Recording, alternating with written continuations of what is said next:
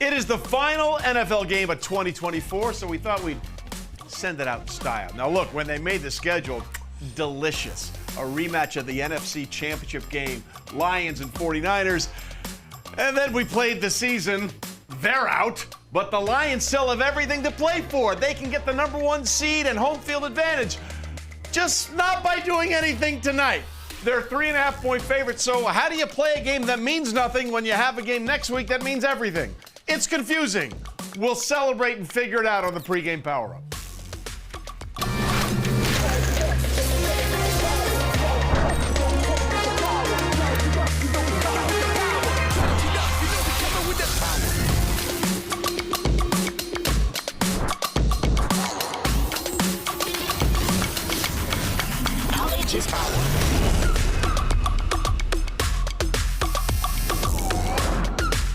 Well, the last time these two met here in Santa Clara, Levi Stadium, San Francisco had to overcome the largest deficit in NFC Championship history, 17 points, to win and go to Super Bowl 58. And Detroit has not forgotten that.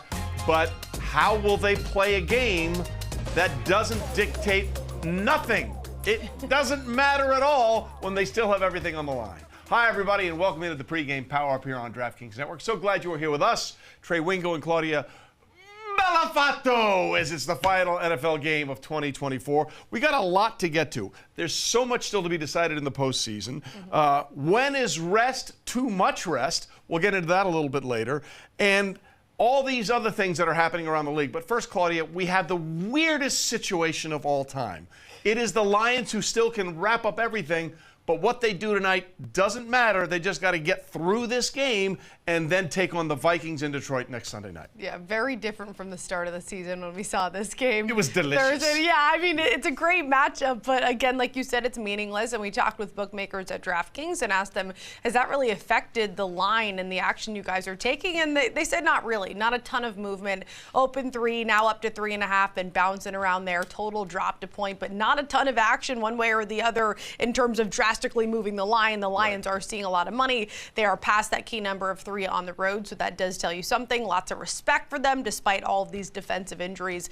The big movements we're seeing, though, is in the prop market. Goff's numbers dropped a bit. We'll get into the run game and how they've established Gibbs early and often and all of that. But when it comes to the game, people are still betting it, but it doesn't matter, and the line hasn't moved very drastically. And if we've learned anything about Dan Campbell over the years, he's going to play aggressive. Oh, yeah, they're going to that play much I think we can say with a little degree of certainty, and that's kind of the reason why the Lions are where they are. When you take a look at what they've done so far this season, they have 13 wins already in the season, and that's a franchise record.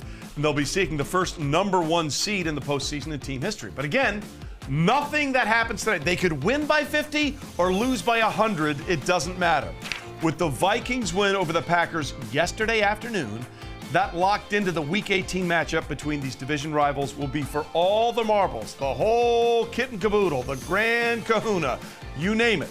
As for the motivation for Detroit in this one, well, it's interesting. Looking at the playoff picture, there will be a lot on the line in that Week 18 matchup. Whoever wins between the Lions and the Vikings is going to earn not only the division title, but the #1 seed and home field advantage and the very, very important bye. And that is really important for a team that has been as banged up as the Detroit Lions. The Lions or the Vikings, either loser will drop to the 5 seed in the conference and get a road matchup against either Tampa, Atlanta, or Los Angeles. But despite the quote-unquote meaningless outcome of tonight's game, Lions quarterback Jared Goff says his team should already be locked into postseason mode. At this point in the season, we're going to play San Francisco, and then after that we play Minnesota, and then after that the playoffs start. So those two teams right there, there's no breaks. We got a lot of tough teams ahead of us. I thought Ben said it great. Like it's now playoffs kind of start now. Like it's a bunch of good teams we're going to play, and we go on the road again this week to a hard atmosphere, and got to try to find a way to win. Well, if the postseason has started, good God, Goff has been great. Look at these numbers. Over the last 2 games, he's thrown for 830 yards and 8 tutties. And he's the 4th player in NFL history with 800 passing yards, 8 passing touchdowns, and 0 interceptions in a 2-game span. He's also, Claudia, the 3rd player ever to win 13 or more games with 2 different franchises. The other two you may have heard of, Tom Brady and Peyton Manning. Yeah, I think I've heard of them. San Francisco, Trey, officially eliminated from playoff contention before they even played the Dolphins last week. They went on to lose that one, 29-17, to fall to just 6-9 on the season. San Fran played itself out of the playoff race with 5 losses in their last 6 games and guaranteed their first losing season since 2020. And they joined that 2020 Niners team as 2 of the 3 teams over the last 15 seasons to finish with a losing record after coming up short in the previous year's Super Bowl. The 2016 Panthers were the other. Overall, they are the 16th team in NFL history to miss the postseason after losing the previous Super Bowl. So what went wrong for the Niners? Well, maybe our first and Trent can help us with that. They sort of have an issue with closing. Let's talk about the numbers. Under Kyle Shanahan this season, just 2-13 against the spread in the second half. That's the worst in the NFL. Just 3-12 ATS in the fourth quarter. That is the worst in the NFL. And with Shanahan, 0-43 straight up when trailing by 8 or more points in the fourth quarter. So if that happens tonight, don't be betting it. The number's going to be enticing, but it's not going to happen because it never does for this squad. Here's another concerning sign for San Fran. Dating back to Christmas of last year, Brock Purdy is just 1-8 against the spread, playing teams above 500 on the season. His lone cover coming this year against Seattle on Thursday Night Football. He started 2 games as a dog in his career, and he's lost and failed to cover both of them, being outscored 66-17. But the Niners quarterback says this game tonight, it's not about motivation, it's about momentum. More than anything, it's, how can we come in and ready to battle these guys for 4 quarters and do what we can to obviously win and walk out and, create some momentum for us, our organization moving forward and stuff. So, and play for each other, man. Like we got nothing but real strong love in this locker room, and so to go out there and play for each other and do what it takes to win at Levi's at home, man, like that's everything for us. So that's our mindset going into it. We know that they're going to come in with a heavy heart from last year and ready to go for this game, but that's what makes this league exciting. So Monday Night Football, man, and it'll be fun.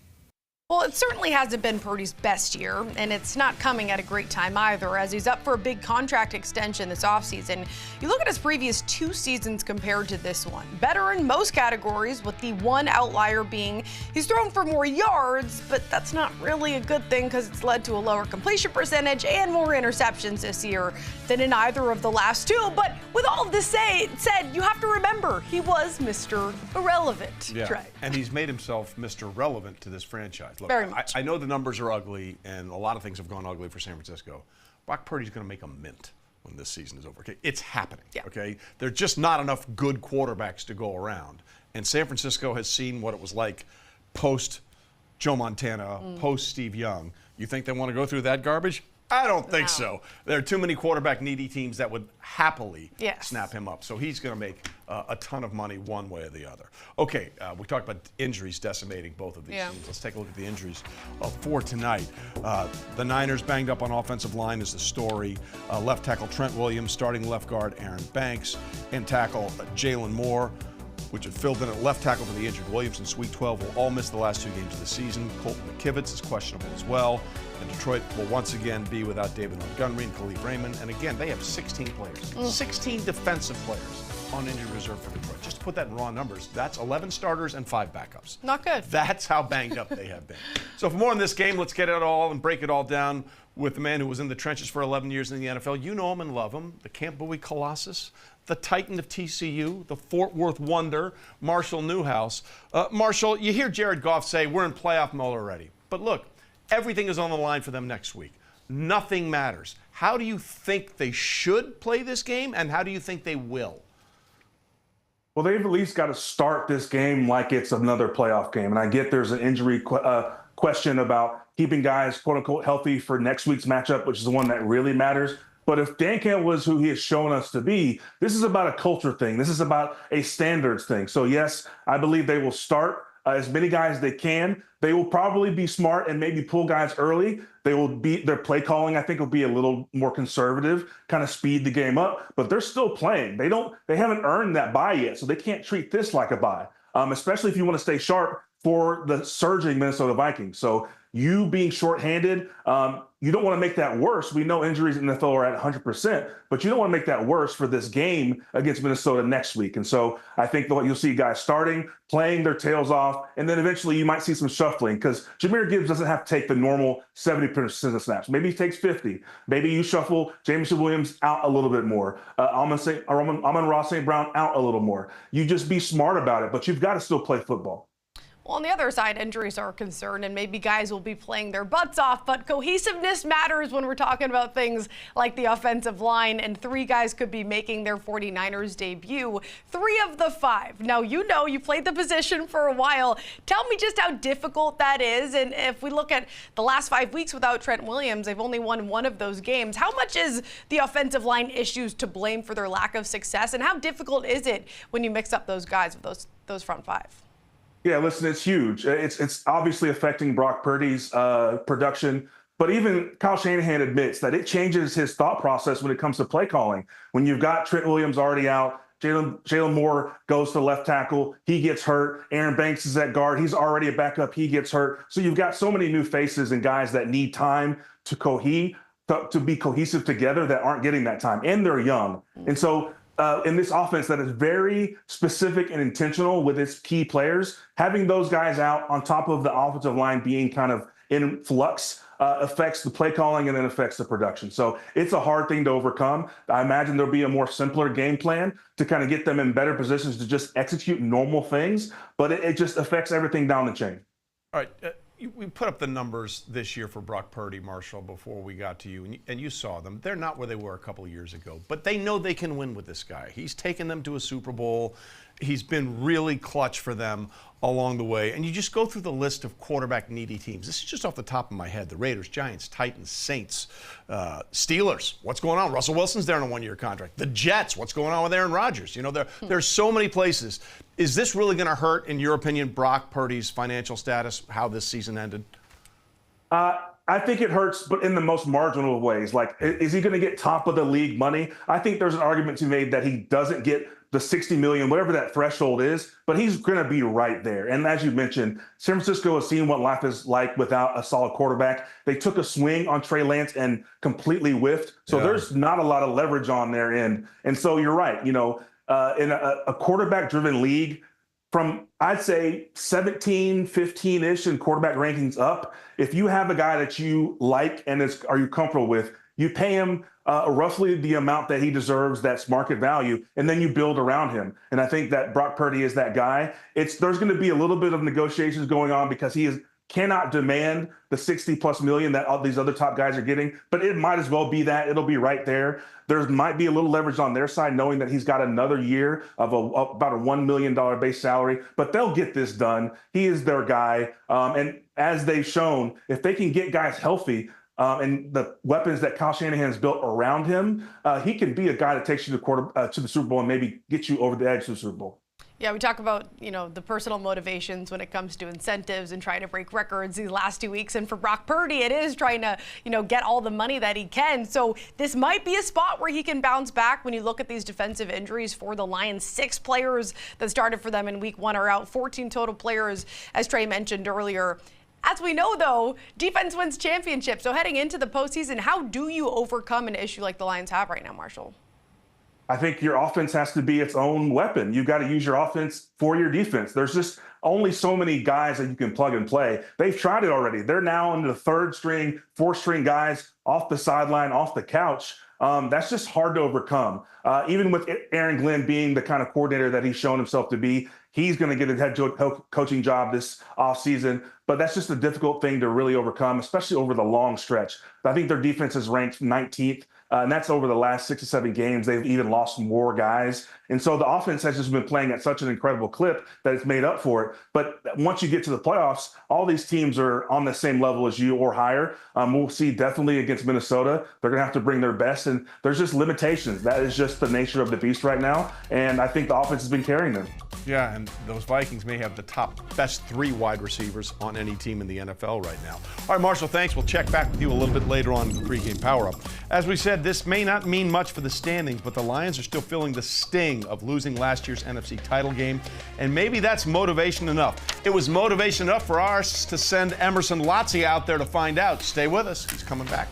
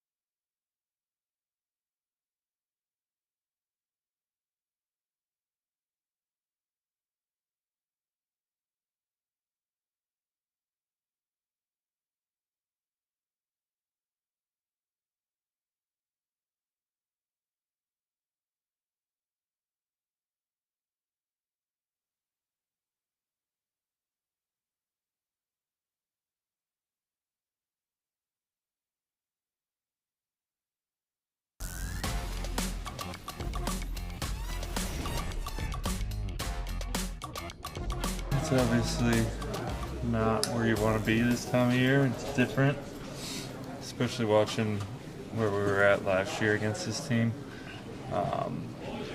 Just that feeling of December, January football is a feeling that I've gotten used to, being really competitive and being in the mix. But I think we're doing a good job of staying engaged, and obviously this is our job, so we're going to finish it strong. Nick didn't seem fully committed to that, did he? Obviously, quite. it's our job. Yeah, okay. Nick was a big reason why the Niners were victorious in that NFC title game last season. 2 sacks, 7 total pressures to lead the way for that Niners defense. San Fran rallied, as I said, from 17 down to beat the Lions 34-31 and earn a rematch with the Chiefs in Super Bowl 57. And that loss still doesn't sit well with Detroit. So how are they going to do this? Are they going to sort of use revenge as a motivational factor? For more on that, let's go out to Santa Clara at Levi Stadium, where we find the one and only impeccably resplendently dressed in Oregon green, by the way.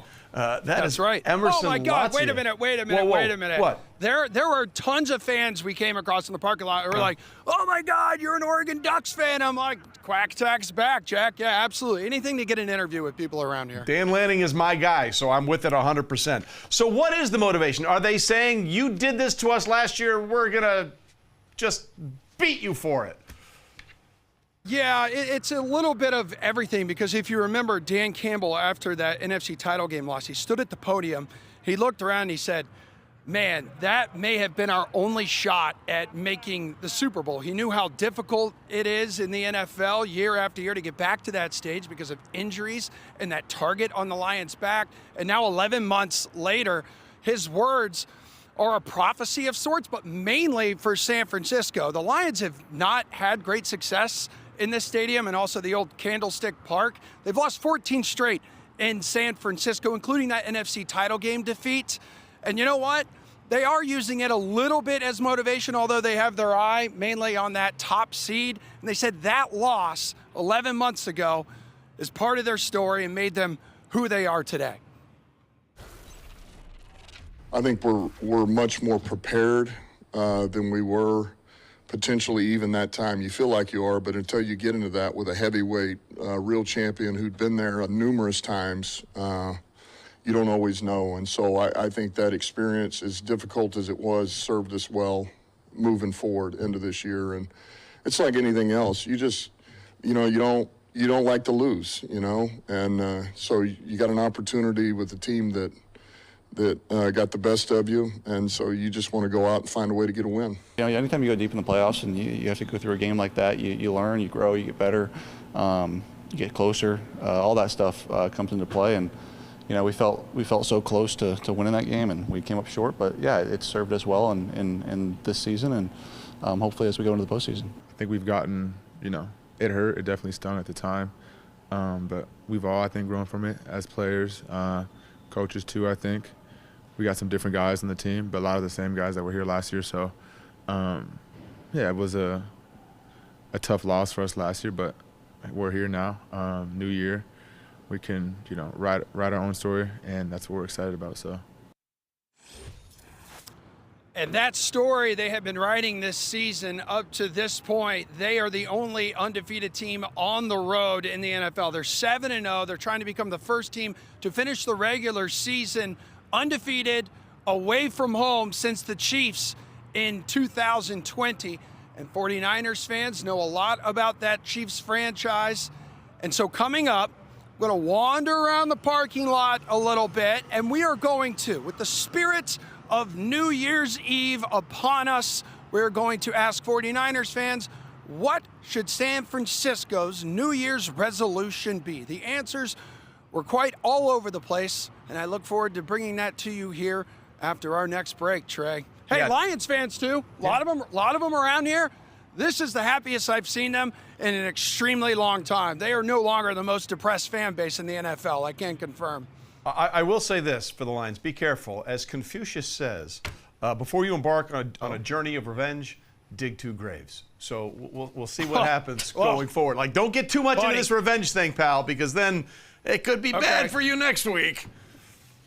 I'm glad you brought that up. There is a guy who quotes Aristotle coming up, all right? Kind of went a little over my head. Not a big Aristotle guy, but I know a lot more about him now. You and me have always been like this. Always been like this. You're good. We'll check back with you later on in the show. Claudia, take it away. I always feel like I'm interrupting something with you, too.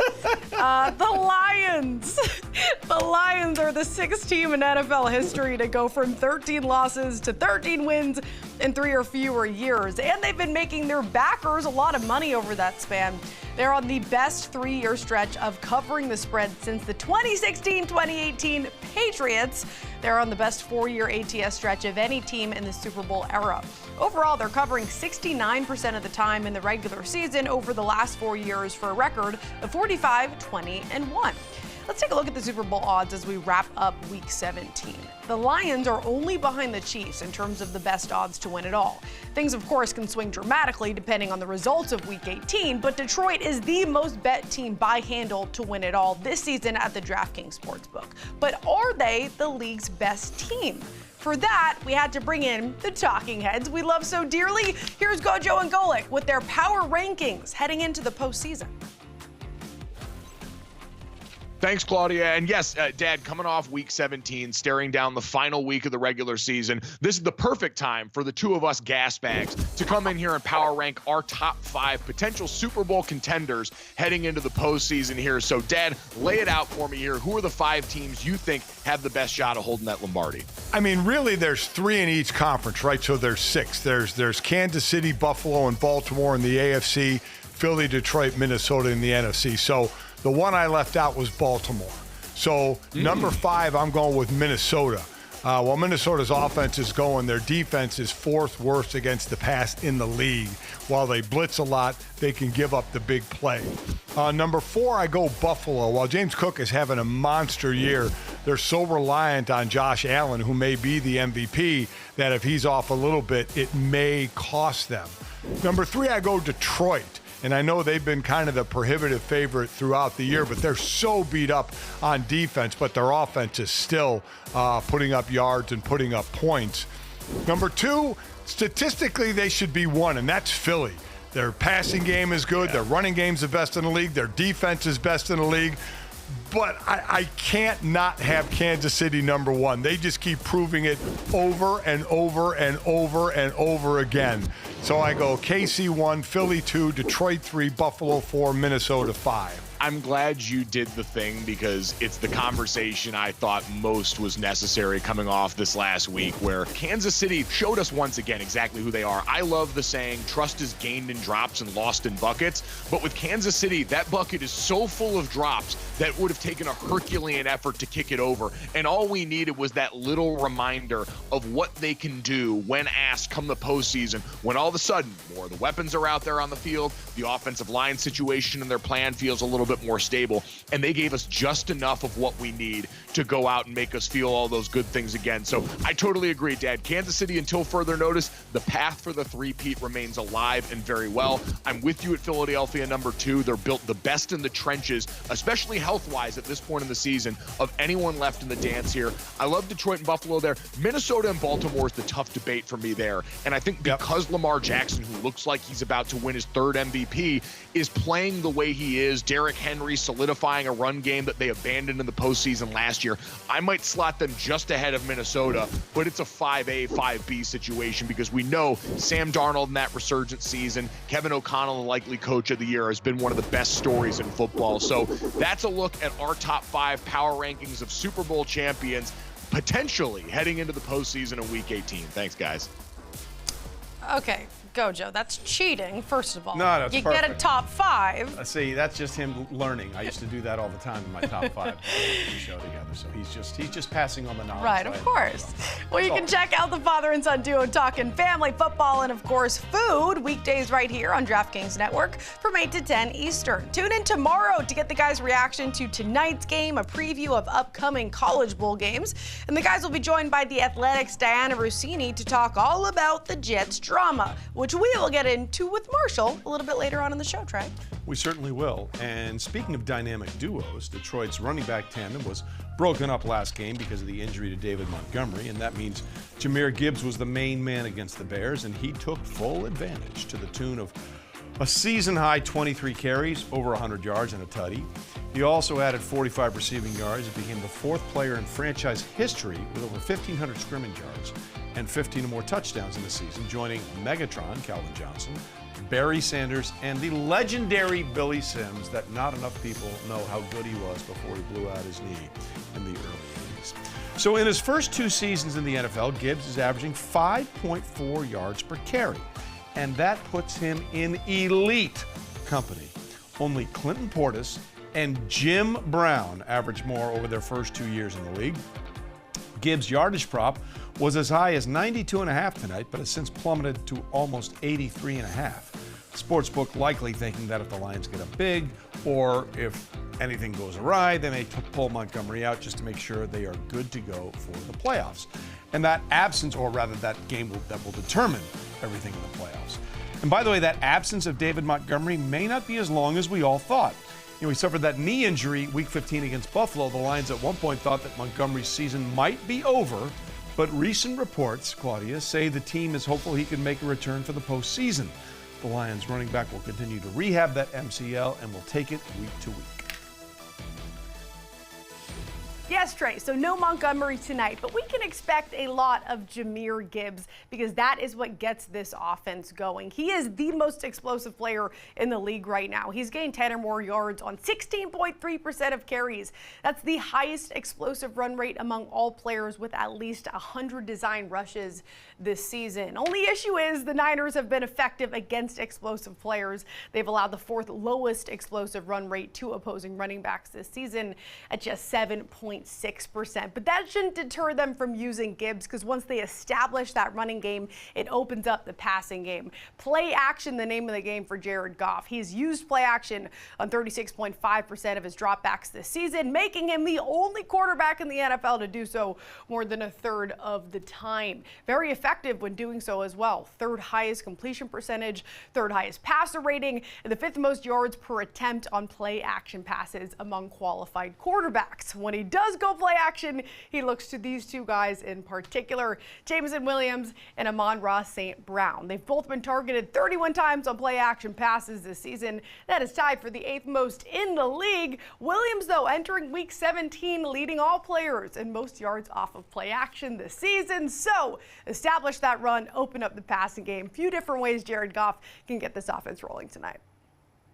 And St. Brown has been Goff's most reliable target all season as well. And just to put that into perspective, he's caught 81.5% of his targets this year. That's the highest catch rate among wide receivers in the past 3 seasons.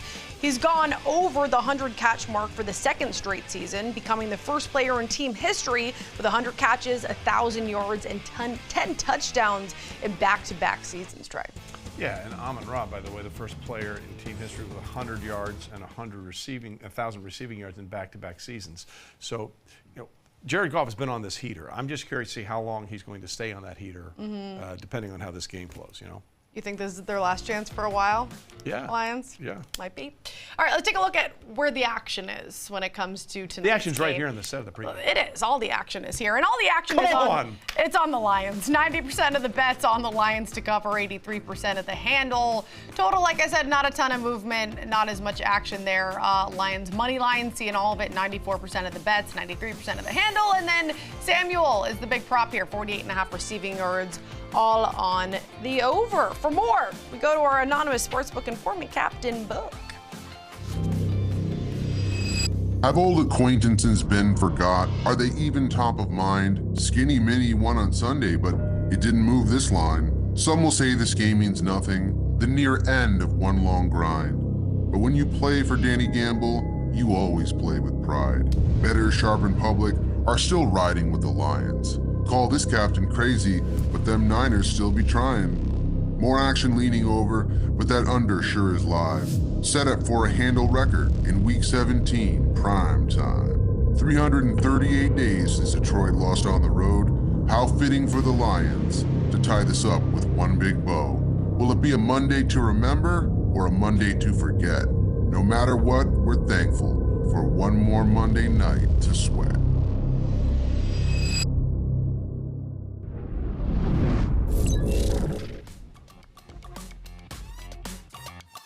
Boots on the ground to talk with them. That's next on the Pregame Power Up.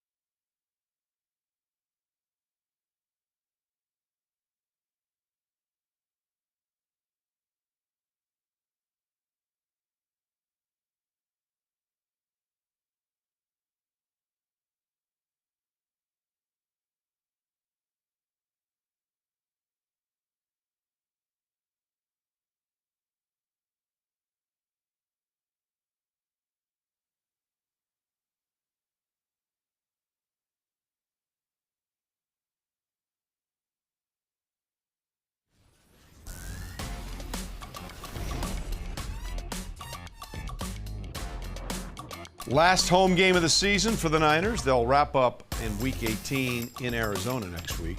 Another stat to put their disappointing season in perspective, they went 5-10 against the spread on the year. Only teams worse, the Jets, the Giants, the Browns, and the not-so-big team from Tennessee, the Titans. This year continues that odd streak, though, for San Francisco. They've either missed the postseason or made the NFC Championship game in every season for the past 22 years.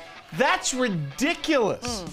A contrast to the previous 22 seasons from 1980 to 2002, where they had 18 playoff appearances, 10 NFC championships, and won 5 Super Bowls. So as we get set to close out 2024 and get ready for 2025, what do Niners fans have as their New Year's resolution? Emerson Lotzie is there. Emerson, one thing I can think of is don't lose to the Chiefs in a Super Bowl under Kyle Shanahan, because those are the only 2 times they've missed the postseason under Kyle Shanahan. Yeah. But what other things are on the minds of disappointed 49er fans tonight?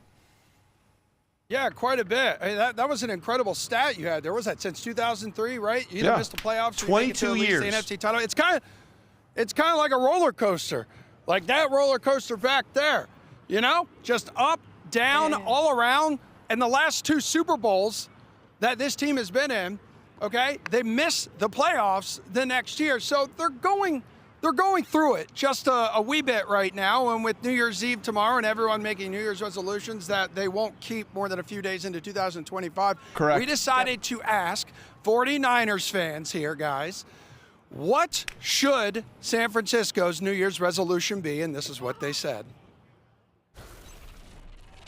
New Year's right around the corner. We're about to flip the calendar to 2025. If you're the 49ers, what is your New Year's resolution? Not to get hurt. Just stay healthy. Just perform. Healthy team and we're good. Keep everybody healthy. We're back to the Super Bowl and we'll win it. How would you describe this season for the 49ers? To be completely 100% honest from the purest part of my heart. Yeah, let's hear it. Horrible. We just had a lot of health issues. Defense has been hurt. Offense has been hurt. Is that what their New Year's resolution should be, is get rid of Jake Moody?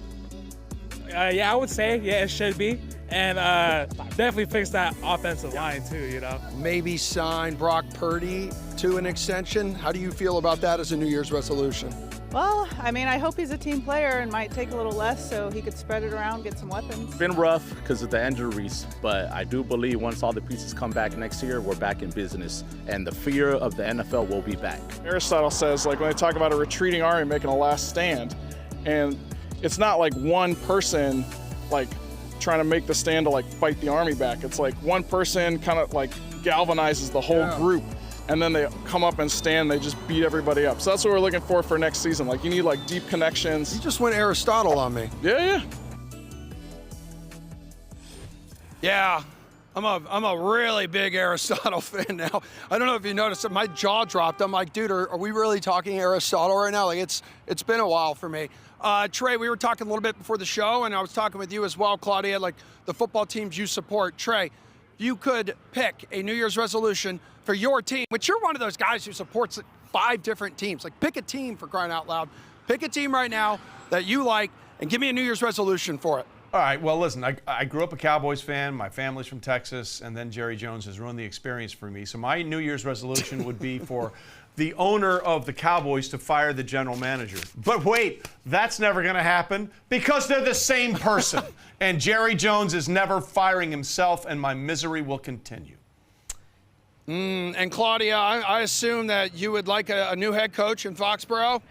Honestly, I don't think the coach is the problem. I think the O-line's the problem, and historically one of the worst wide receiver rooms in the NFL. Love our quarterback, give Drake May weapons, and get it right if we do have this number 1 pick. Get Vrabel. And Vrabel, give May one more year. Yeah.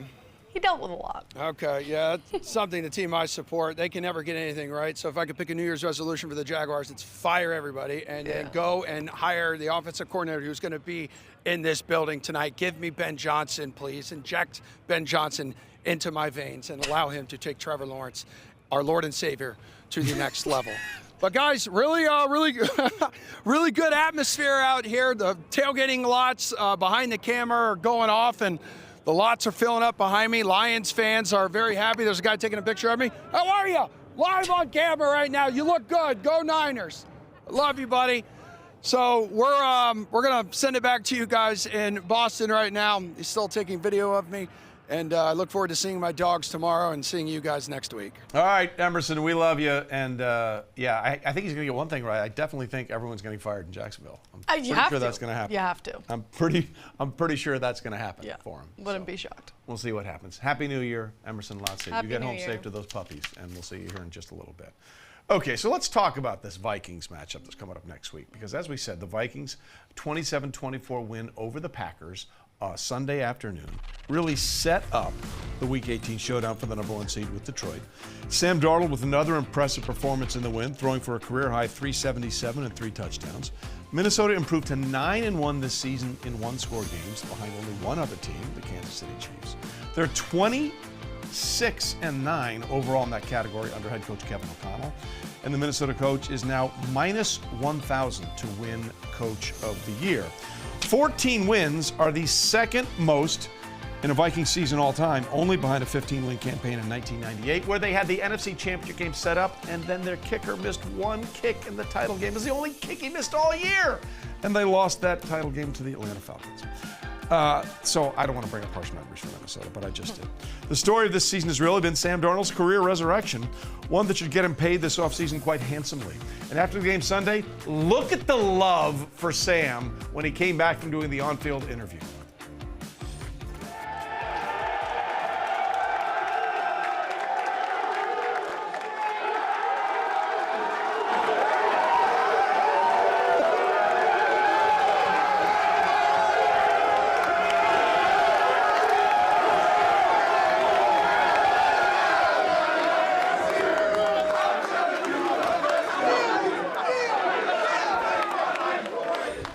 If that doesn't warm the cockles of your heart, you're dead.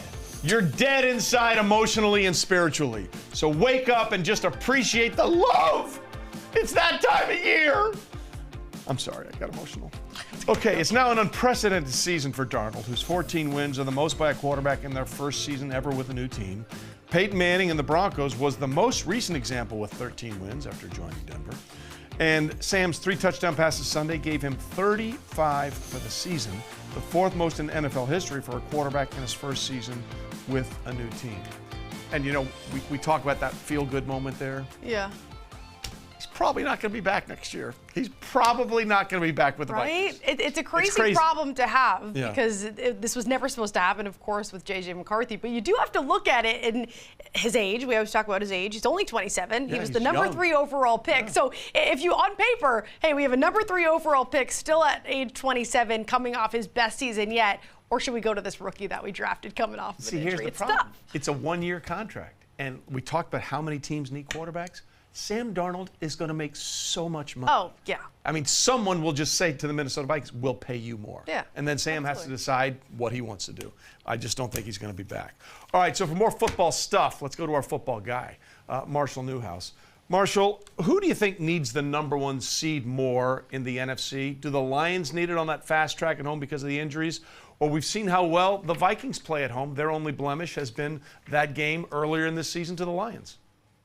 Yeah, when we're talking about need, it's got to be the Lions. It's just like an Occam's razor, most obvious thing.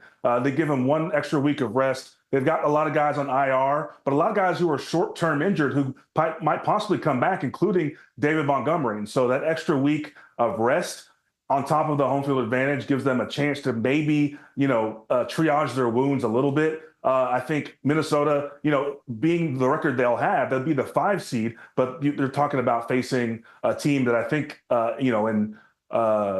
another division winner, but I think you have them favored in whoever they face. And so to me, as far as need goes, it's the Lions.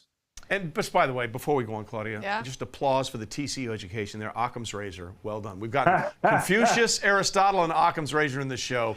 We are bringing up the public consciousness about really important things. Claudia, continue. And Saquon Barkley, let's throw him in the mix because he hit 2,000 rush yards over the weekend to become the 9th player to do that in a single season. But moving forward, we have this motivation, of course, to break Eric Dickerson's record. He only needs, Marshall, 101 more yards. However, they already locked up the 2 seed. They haven't had any rest since their early Week 5 bye. So there's reasons not to let him go and get this.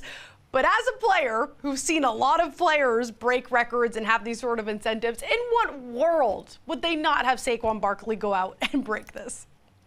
Listen, yeah, I think if you left it up to his offensive line, Lane Johnson's going to drag him to 101 yards. But we already saw this season earlier when he had a chance to, I think, go into the third or fourth quarter, and he told him, let the young guys get it. Yeah. He's a very unselfish player. But I think just to stay sharp, he's going to try. And I think Nick Sirianni says, hey, get it in the first half. If you're close, maybe we'll play you in the third quarter. If not, you're out, because this is a long-term game, despite the record being right there. But I think this offensive line is going to do everything they can to get it as quickly as possible so that then they can take him out. He can get a standing O, which he definitely deserves, and then they can start to prepare for the next week. Yeah, I mean, you're right. Early in this year, he had a chance at a career high in a single game, and he said, let the young guys eat. But it's different when it's the single season all-time record in NFL history. All right, let's talk about the New York Jets, because we have to. Ian Rappaport reported over the weekend that Garrett Wilson has been very disengaged and upset with the way things have gone this season, and that if Aaron Rodgers comes back, that he will likely ask for a trade to go somewhere else.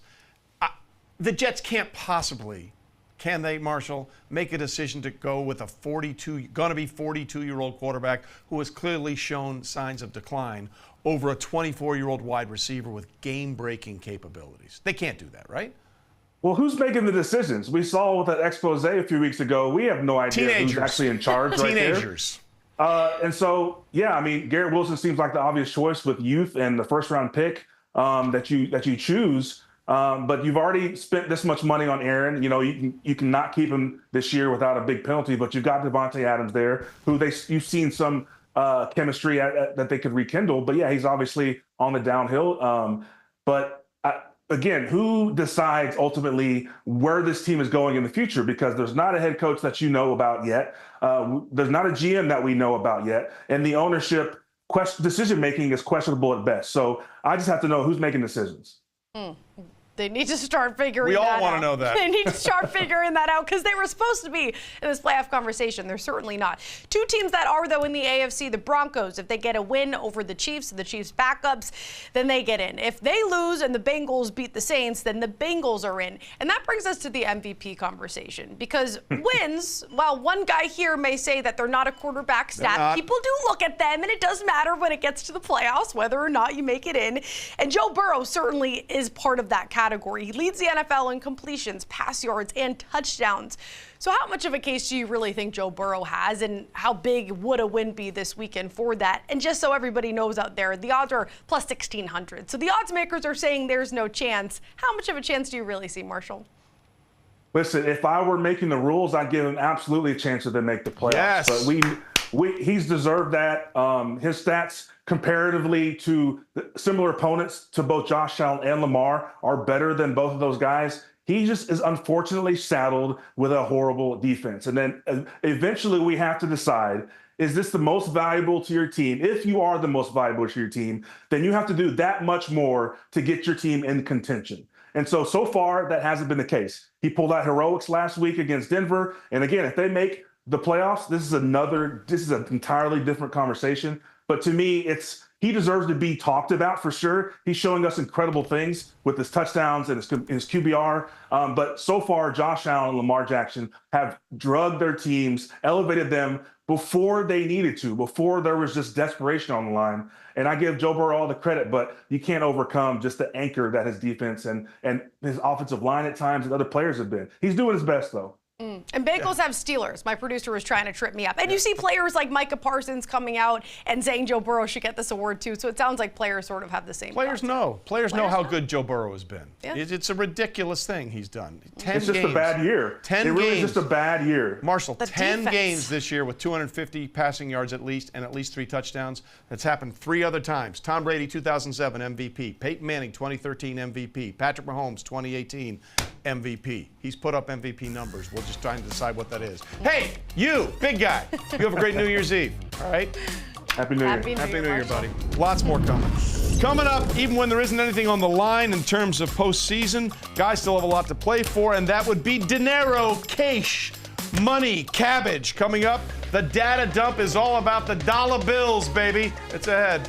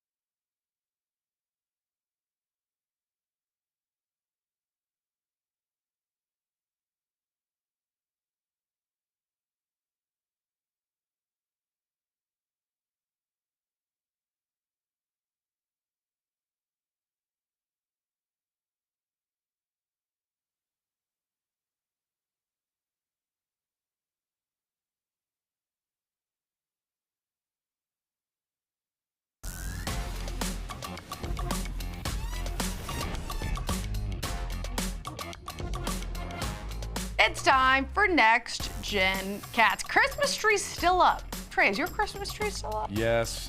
Is it? Yeah, it's going bye-bye pretty soon. Lazy people. All right, first touchdown. Who's our Next Gen Cat gonna choose? It looks like George Kittle. There we go. Kitty picks Kittle. I'm shocked. I am shocked that happened.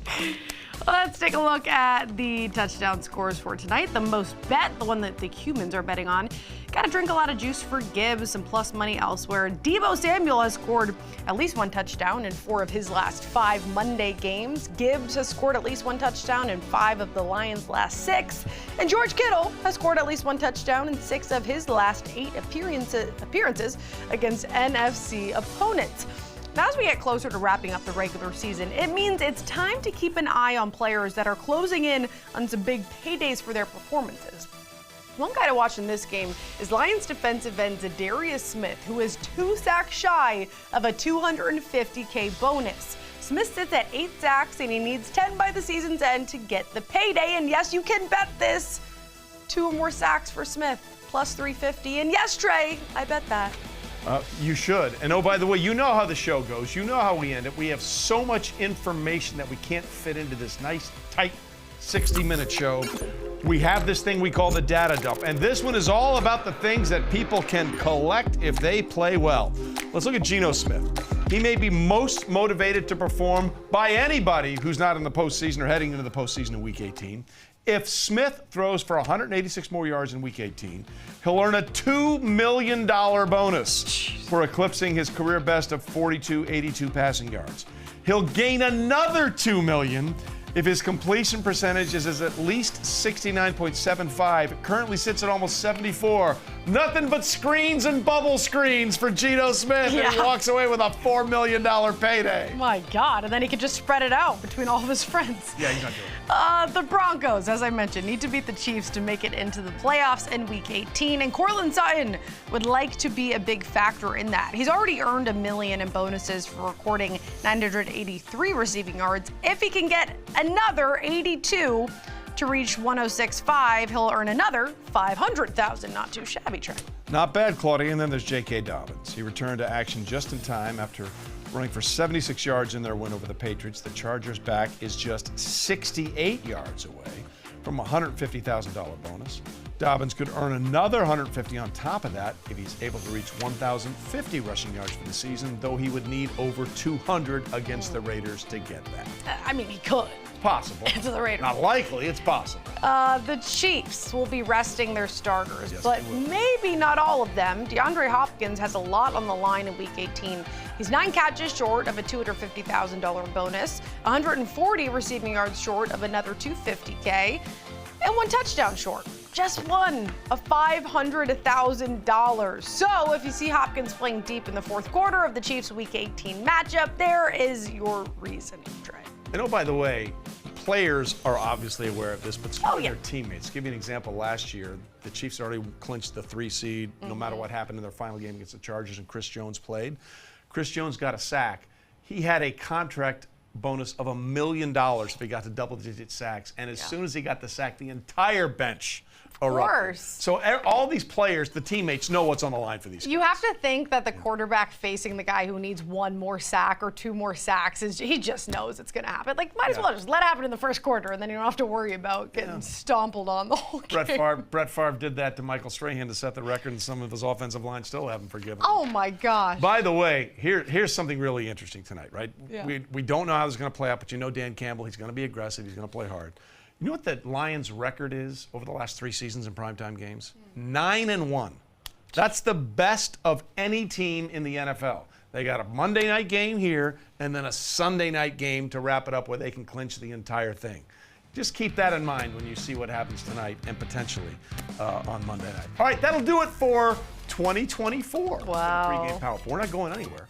We'll have you all set for the playoffs and everything. For Claudia Bellafato, Emerson Latzia, and Marcia Newhouse, I'm Trey Wingo. Thanks for being with us. Have a great new year, and we'll see you on the other side, right?